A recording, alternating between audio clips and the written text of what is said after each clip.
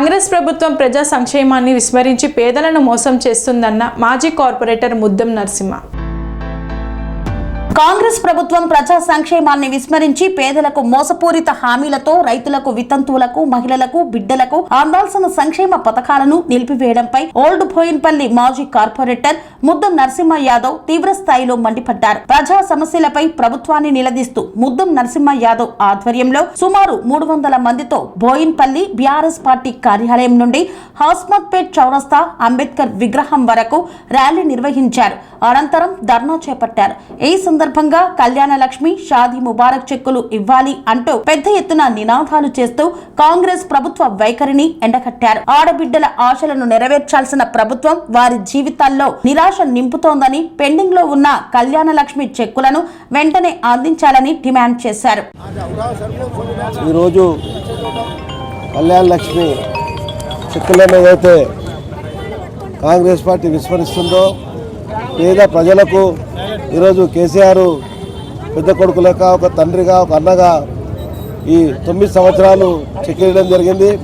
ఈ ప్రభుత్వం వచ్చినాక చెక్కులు రాకుండా చేసినందుకు ప్రతి ఒక్క ఆడపిల్ల మిగతా పథకాలు కాకుండా ఈ పథకాలు కూడా రాకుండా చేయడం చాలా ఇది. ఎందుకంటే అన్ని పథకాలు ఇస్తాయని అధికారంలోకి వచ్చిన కాంగ్రెస్ పార్టీ ఈరోజు ఇచ్చే పాత పథకాలు కూడా ఇవ్వకుండా చేస్తుంది. కాబట్టి ప్రజలందరూ కూడా మహిళా సోదరులు ముఖ్యంగా ఈరోజు తులం బంగారం ఇస్తారు, అది కాకుండా అసలే 1,16,000 రూపాయలు కూడా ఇవ్వకపోవడం చాలా దురదృష్టకరం. ప్రజలకు ఇచ్చిన హామీలు అన్నీ కూడా ఇస్తూ దాంట్లో భాగంగా కళ్యాణ లక్ష్మి, తులం బంగారం, వితంతుల పింఛి, తర్వాత మహిళా 22,500 శ్రీలక్ష్మి పథకాలు, ఏ పథకాలు ఇవ్వకుండా మేమిచ్చే పథకాలు, కేసీఆర్ గారు ఇచ్చిన పథకాలు కూడా తీయడం చాలా దుర్కారణం. కాబట్టి ప్రజలు పెద్ద ఎత్తున దీన్ని తిరస్కరిస్తున్నారు. మాట చెప్పి అధికారంలోకి వచ్చి ఉన్న పథకాలను తీసేస్తారు. కాబట్టి ప్రజలంతా కూడా తిరగబడి ఎక్కడికక్కడ ఇది చేస్తారు.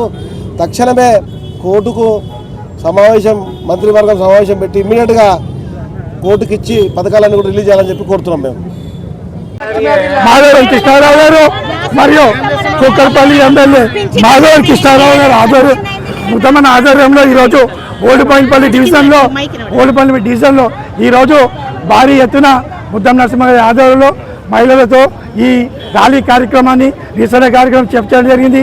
ముఖ్యంగా నిరసన కార్యక్రమం ఏంటంటే కళ్యాణ లక్ష్మి, ఒక తులం బంగారము, షాదీ ముబారకు వెంటనే విడుదల చేయాలి.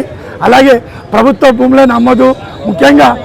ముఖ్యంగా కేసీఆర్ కిట్ను కానీ ఇవన్నీ ఇవ్వాలి. ప్రతిసారి రేవంత్ రెడ్డి ఢిల్లీ వెళ్ళడం జరుగుతుంది.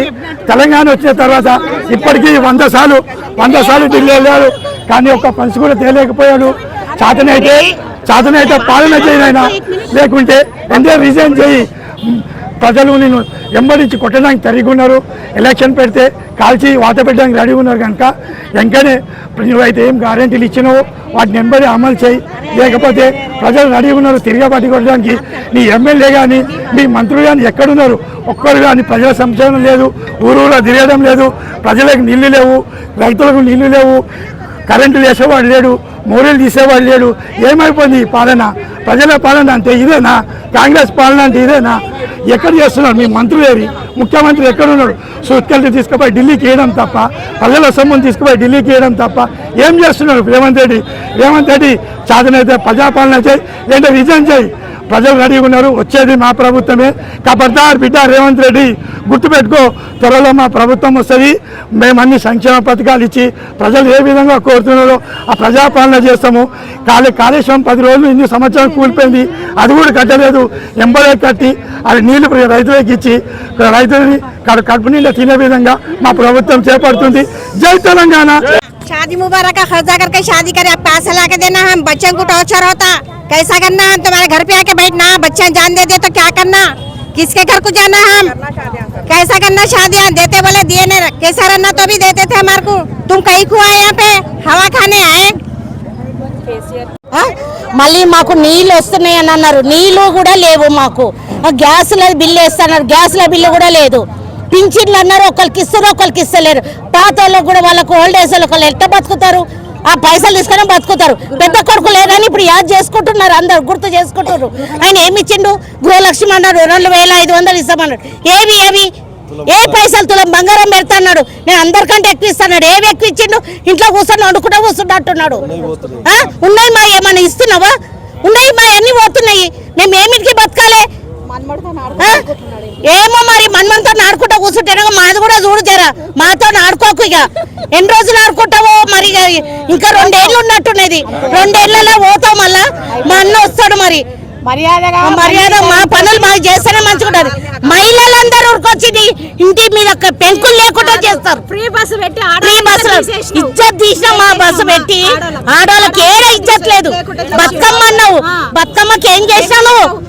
ఏడ పెట్టినావు? ఇప్పుడు 2 ఏళ్ల నుంచి మేము ఉట్టిగా బికారో లెక్క పోతున్నాము. మా అన్న తరపు నుంచి మా అన్న పెట్టిస్తున్నాడు. నువ్వేం చేస్తున్నావు? యూనిఫామ్ ఇచ్చి ఎవరి బ్రాండ్ వాళ్ళం అనుకున్నావా? చీపురు వాళ్ళం అనుకున్నావా? అవి ఎక్కడ నూడుస్తానికి ఏమనుకుంటున్నావు నువ్వు? ఖబర్దార్, మర్యాదగా చెప్తున్నాం.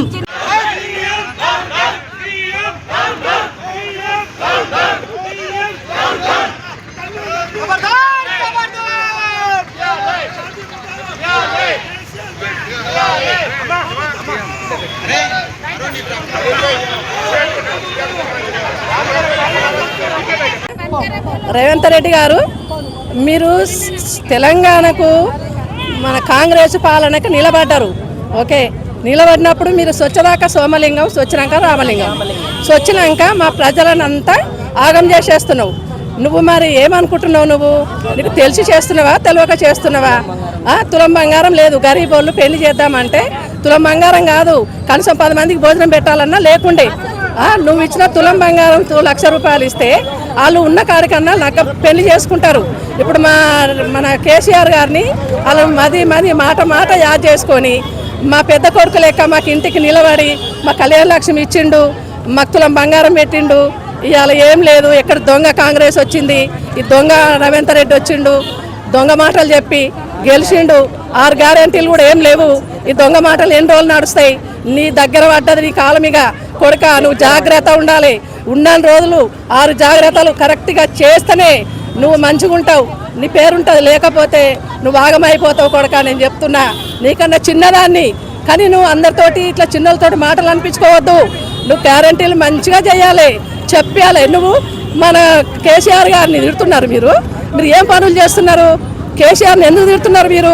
ఆయన ఏం చేసిండని? కవలకుంట కవితని పాలియమనంటే అన్న ఎల్లగొట్టిండని మాట్లాడుతున్నావు. నువ్వు మంచోను అయితే ఆడపిల్లలకు కళ్యాణ లక్ష్మి ఇస్తలేవు. నువ్వు నీకున్న ఆస్తులు నీ చెల్లకు వంచిస్తావారాబాయ్. ఏం మనిషి నువ్వు? ఏం మాట్లాడుతున్నావు? అంత పెద్ద మాటలు మాట్లాడుతున్నావు.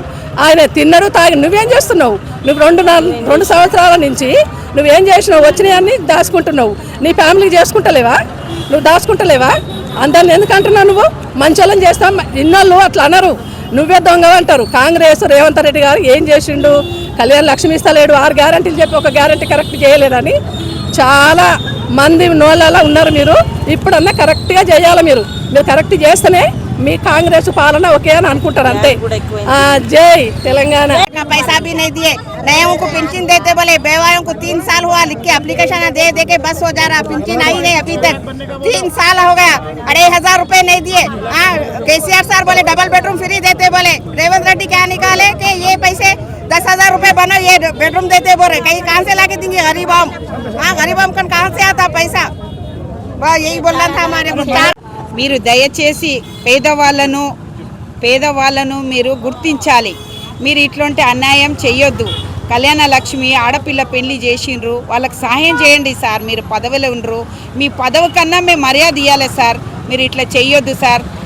కళ్యాణ లక్ష్మి లేదు, షాదీ మురాక్ లేదు, డెలివరీ అయిన వాళ్ళకు గరీబోళ్ళకు కొంచెం ఏదన్నా సాయం చేయాలి సార్. మీరు ఇలా చేయకూడదు. మీరు ఒక పదవిలో ఉన్నారు. మీరు మాలాంటి పేదవాళ్ళకు ఆడవాళ్లకు కొంచెం మంచిగా ధైర్యం ఉండాలి సార్. మీరు ఇట్లా చేయకూడదు సార్. దయచేసి మీరు అన్ని పాలన మాకు చూడాలి సార్. మీరు ड्रेनेज लाइन का समस्या वैसी है, हर प्रॉब्लम जहाँ का वही है, और कोई एक रोड नहीं हुई आज तक।